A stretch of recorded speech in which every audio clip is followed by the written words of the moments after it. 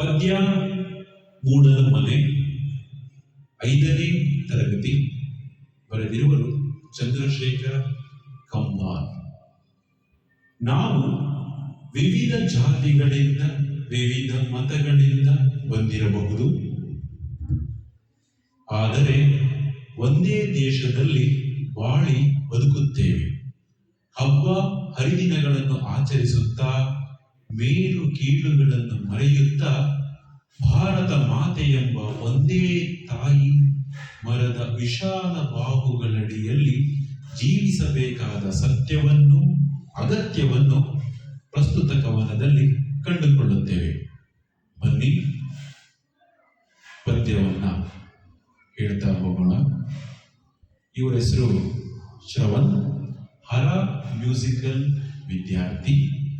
ಬರೀ ಸಂಗೀತ ಕಲಿಯೋದು ಮಾತ್ರ ಅಲ್ಲ, ಕನ್ನಡ ಪದ್ಯವನ್ನು ಯಾವ ತರ ರಾಗವಾಗಿ ಹೇಳ್ತಾರೆ ಅನ್ನೋದನ್ನ ನೋಡೋಣ.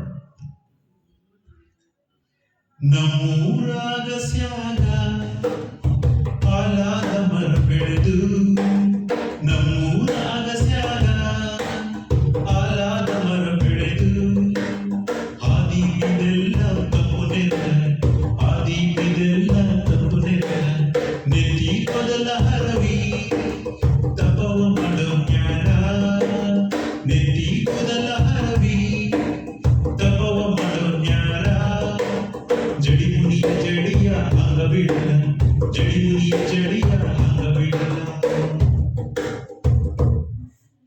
ರವಿ ಕುಮಿಯ ಮ್ಯಾಲ ಗೂಡ ಕಟ್ಟಿದವ, ರವಿ ಕುಮಿಯ ಮ್ಯಾಲ ಗೂಡ ಕಟ್ಟಿದವ, ರೆಕ್ಕೆ ಬಲಿತ ಹಕ್ಕಿ ಗುಡಿನಗ ಮನಗೆ ಮರಿದಕ್ಕಿ, ರೆಕ್ಕೆ ಬಲಿತ ಹಕ್ಕಿ ಗುಡಿನಗ ಮನಗೆ ಮರಿದಕ್ಕಿ, ದೂರ ದೇಶದ ವಲಸಿಗ ಹಕ್ಕಿಗೂ ಐತಿ ಜಾಗ ಒಳಗ, ಬನ್ನಿರಿ ನೀವು ನಮ್ಮ ಬಳಗ, ದೂರ ದೇಶದ ವಲಸಿಗ ಹಕ್ಕಿಗೂ ಐತಿ ಜಾಗ ಒಳಗ, ಬನ್ನಿರಿ ನೀವು ನಮ್ಮ ಬಳಗ.